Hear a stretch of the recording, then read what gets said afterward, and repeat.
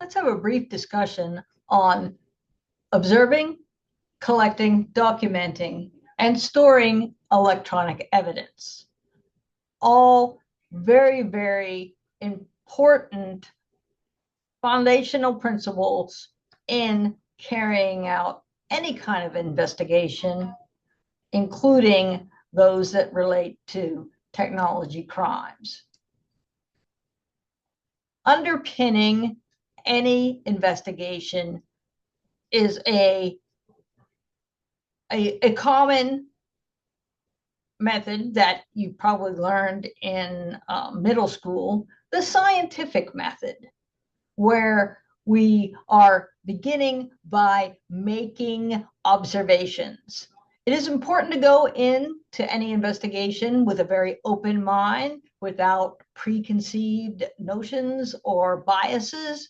Really, we're acting like a human sponge, where we are looking for everything, collecting everything without making any judgments on the information at this early stage. It is important to ask questions. Curiosity is key in an investigative situation.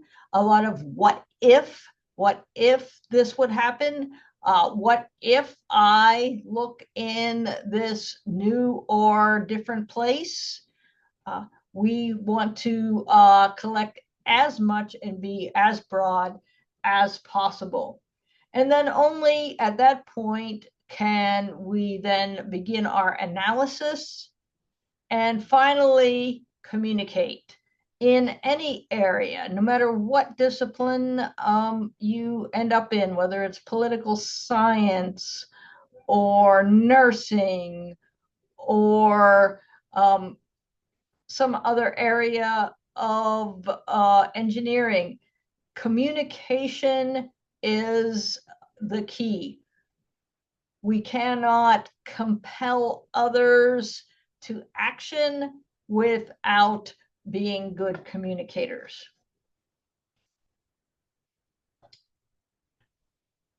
When we begin to talk about forensic science or criminal investigation, there are several individuals that we can thank for offering some of the early techniques.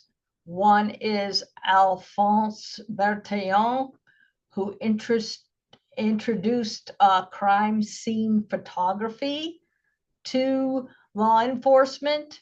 This really was a game changer because, as you know, our memories are fleeting. So having the photographic evidence allows us to go back and review.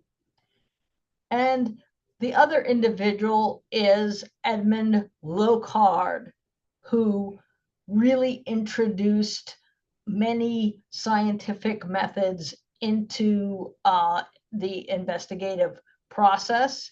He convinced local law enforcement to allow him to set up a lab where he was able to implement chemical analyses, measurements, do some ballistic studies. And a fundamental concept that was developed by Dr. Locard is still attributed to him today, the Locard's exchange principle, which simply put is every contact leaves a trace. It's straightforward, but really key in understanding how investigations go down, because any criminal or non-criminal activity in an environment makes some kind of change to that environment. And when we're talking about a digital investigation, we understand that little digital breadcrumbs are left at the scene, and these become key in being able to follow the process back to some originating source, which often leads us to the perpetrator. So when we are talking about forensic investigation or the forensic discipline, documentation is key. Our goal is to identify one or more suspects, which are just that, suspects, until we are able to carry the case to fruition to make some kind of solid case against them. And we are always looking for those breadcrumbs, those traces, those pieces of evidence that would be left at the scene. So the scene. In the physical world, where we probably come to mind the, do not cross crime scene tape. In the digital world, we might be defining the scene or the perimeter by cutting off access to a part of our network or to a server. We might be minimizing or shutting down user access to the system while it is being investigated. And you see that word again, document, document, document, document. That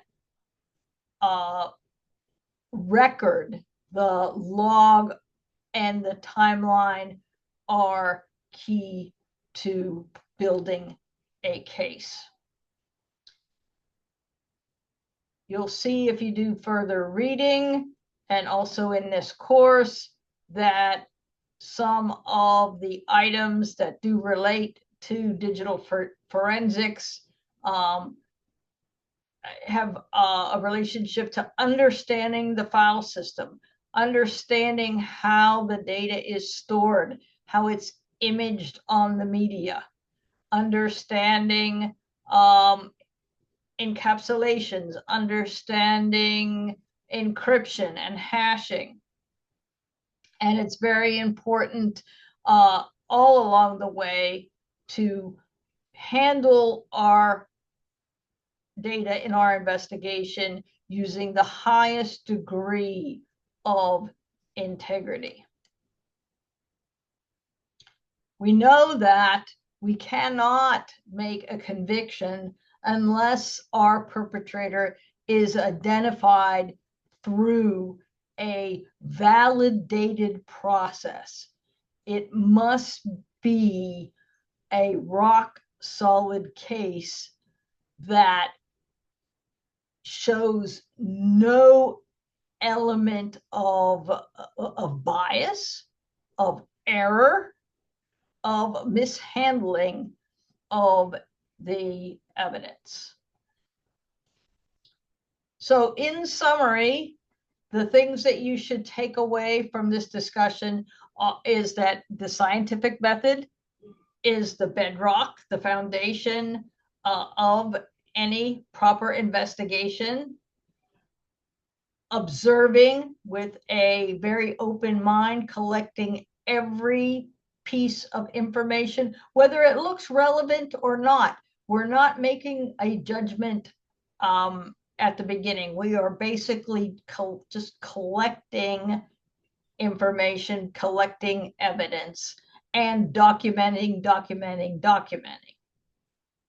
After we have that big pool of information, we go into the analysis phase. And finally, we need to communicate what our findings are, what our ending judgment is on the information. You want to remember Lacard's principle that every contact leaves a trace.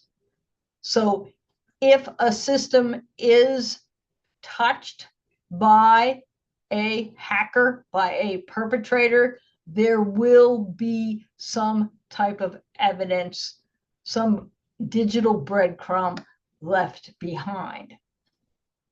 During our investigation, we want the highest degree of trust in the process. So the sanctity of our evidence is paramount, including the chain of custody.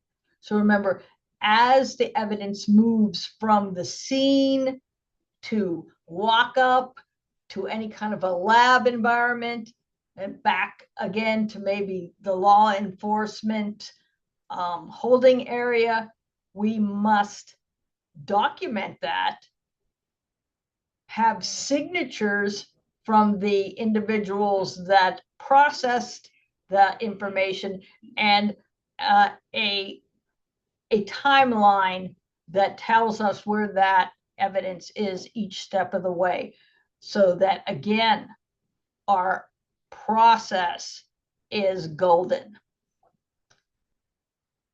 We will continue to talk about not only the process of the investigation, but also other areas related to technical crime investigation, as opposed as related to witnesses and firsthand versus corroboration of our evidence. Stay tuned.